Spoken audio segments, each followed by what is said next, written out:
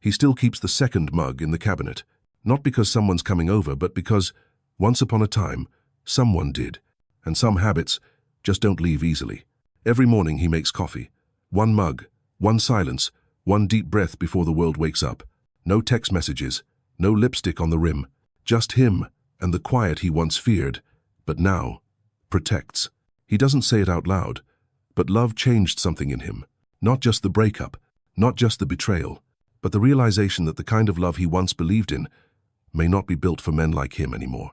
There was a time he gave everything. Time, patience, forgiveness.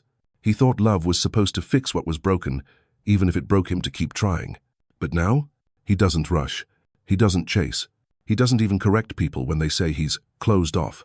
Because explaining your boundaries to those who only see walls is a waste of breath. He doesn't hate love. He just doesn't trust what most people call it anymore. And if you've ever sat in your own silence, wondering if love is worth the cost again, you're not alone. This video isn't about giving up on love. It's about the quiet reasons so many mature men no longer run toward it. Love once cost him everything. He didn't lose it all in one day. It started with small compromises, quiet moments where he silenced his truth to keep the peace. He nodded instead of speaking, smiled instead of questioning. He thought that's what love was, sacrifice. And maybe, at first, it was noble, but over time, it became erosion. He gave more than his time. He gave his identity. The man who once laughed without measuring his words. The man who once sang in the kitchen. The man who once believed he was enough. He vanished, little by little. Not because she asked for it directly, but because love, in that form, demanded it subtly. Be softer, be quieter, be less. And when the relationship finally ended, he wasn't just grieving her absence. He was grieving himself. It took years to find the pieces, to unlearn the habit of apologizing for his needs, to trust his own voice again. Now, he doesn't offer all of himself right away, not out of fear but out of memory, because he knows what it feels like to love so fully that you forget how to belong to yourself. And if that means being slower, quieter, harder to reach, so be it. He's not protecting himself from love.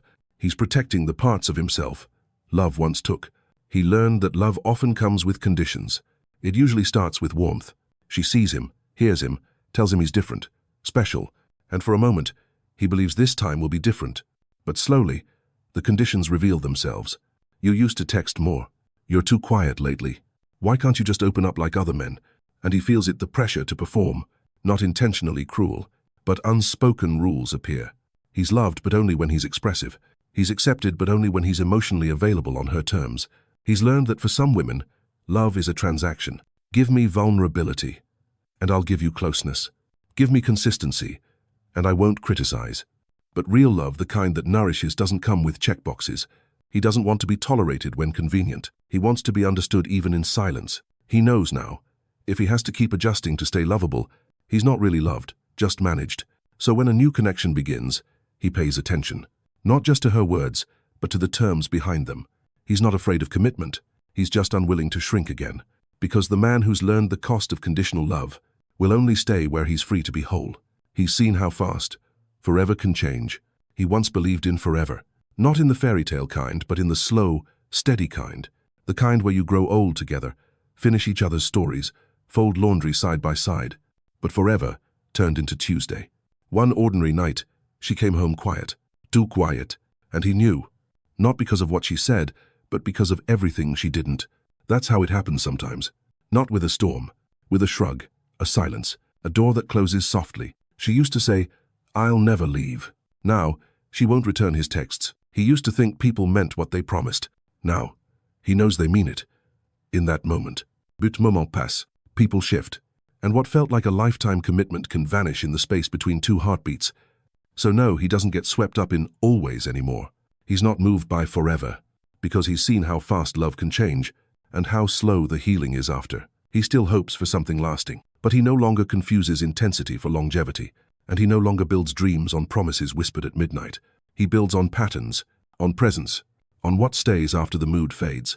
And until someone proves forever, through years, not words, he's content, living in the honesty of right now. He's tired of the emotional highs and crashes.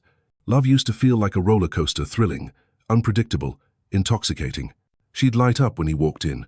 She'd pull him close one night and push him away the next. He mistook that for passion, for depth, for a love that felt real because it was so intense. But now, he sees it differently. He remembers lying awake at night, not from excitement but exhaustion, not knowing if tomorrow would bring a kiss or cold silence, wondering what mood would greet him at the door. The highs were dizzying, the crashes devastating, and he realizes now, love shouldn't feel like survival. It took him years to understand that stability isn't boring, it's a blessing. That calm isn't lack of chemistry, it's safety. He no longer wants adrenaline.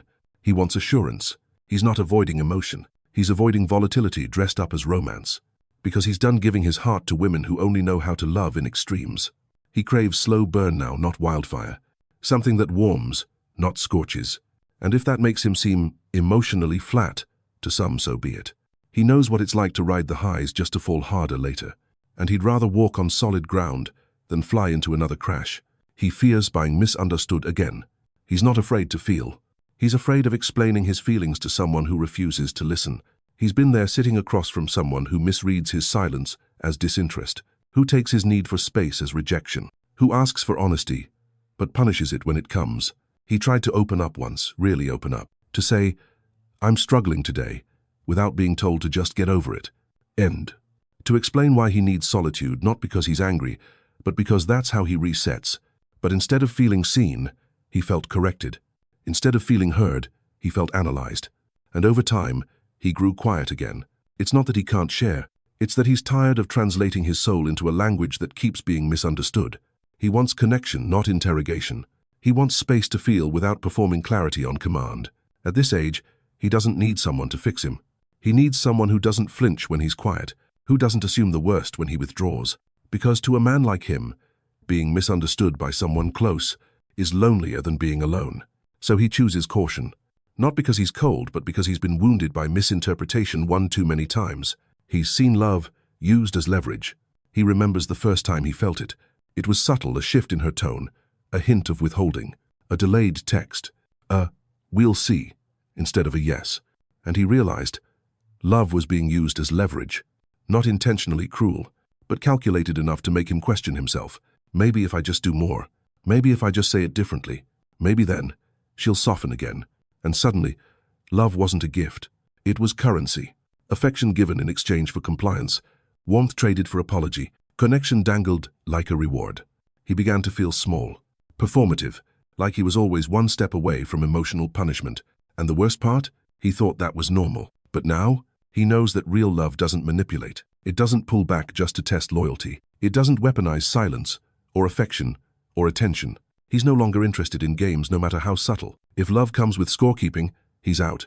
If closeness feels like a prize to be earned, he'll pass. He wants partnership, not a power dynamic. Softness, not strategy. Because once you've felt affection used like a lever, you never unfeel it. And you never want to be in that position again. He values peace too much now. He used to think peace was something you found in the world. A weekend getaway, a quiet cabin, a partner who got him. Who?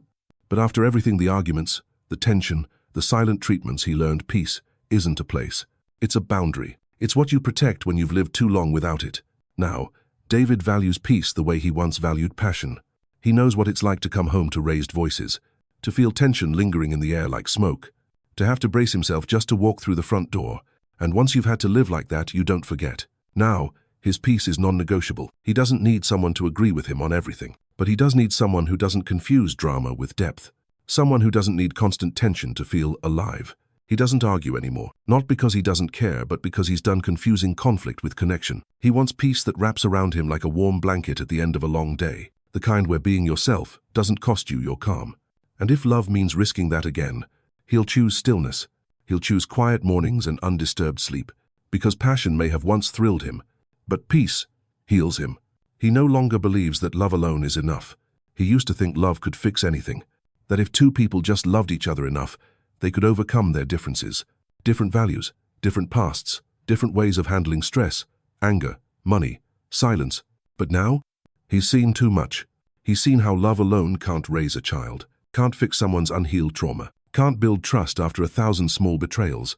He's seen how love, without respect, becomes resentment, how love, without communication, becomes guessing, how love, without compatibility, becomes exhaustion. So when people say, "But don't you still believe in love?" he pauses. Because yes, he believes in love, but not as a savior, not as the only ingredient. He believes in love with alignment, with shared values, with emotional maturity, with peace. He knows now that some people can love you deeply and still break you slowly. So no, he doesn't chase love like he used to, because if it doesn't come with clarity, if it doesn't feel safe, if it doesn't build, not just burn, then love, on its own, is not enough. He doesn't want to start over, just to be disappointed again. He's done the first dates, the small talk, the getting to know you questions, the dance of discovery that used to feel exciting, now feels exhausting. He's told his story more times than he can count. Where he grew up, what went wrong, what he's looking for, and each time, he's walked away a little more tired. Not because the women weren't lovely, but because starting over means opening up, and opening up means risk. Risk of being misunderstood, risk of being judged for going slow, risk of being seen as too careful when all he really is cautious. He's not afraid of new beginnings. He's just tired of investing in false starts. He wants something real, something that doesn't feel like an interview or a test. He wants to meet someone who doesn't need a highlight reel, but can sit with his quiet. At this age, he's not desperate. He's deliberate, and that's why he pauses before beginning again. Not because he's closed off, but because he's seen how quickly hope can turn into regret. So if he chooses to try again, it won't be because he's lonely. It'll be because someone made him feel safe enough not to have to explain everything twice. Deep down, he still hopes. He'll never admit it in conversation, not at the dinner table, not on the phone with an old friend, but in the quiet, the kind of quiet only a man who's healed alone can sit in. He still hopes, not for fireworks, not for a fairy tale, but for something steady, something kind. He still wonders if there's someone out there who won't ask him to trade his peace for presence, someone who won't need constant reassurance, but can offer quiet companionship, someone who understands that love isn't just words, it's how you don't leave when things get slow. He doesn't believe in the one anymore, but he believes in moments, in shared laughter over coffee, in brushing fingertips in the grocery aisle, in watching the world fall asleep with someone who doesn't demand he explain his soul every night. He's not looking for rescue. He's not searching for completion. He just hopes that maybe love can exist where he is now, not where he used to be. And until then, he's okay waiting, because hope, for him, isn't naive anymore. It's quiet, it's earned. It's the kind of hope that lets him say, if love never comes again, I still came home to myself. They think he gave up on love, but they don't see the depth of what he's learned. They don't see the long nights he sat alone, not broken, but rebuilding. They don't see the man who gave everything once and lost himself trying to be enough. No, he didn't give up on love. He gave up on begging to be chosen. He gave up on performing just to be accepted. He gave up on the kind of love that demanded he shrink to fit someone else's picture. Because after 50, love isn't something you chase. It's something you invite slowly, wisely, with discernment. He doesn't fear being alone anymore. He fears abandoning his peace just to avoid it. And if that means he moves slower, speaks less, walks away sooner, so be it. He's not bitter. He's just careful. And maybe that's the most loving thing a man can be. To himself and to whoever is brave enough to meet him there. If this spoke to your journey, drop a quiet comment. I'm not bitter. I'm just careful. Because sometimes the strongest men are the ones who've learned that protecting your heart isn't weakness, it's wisdom.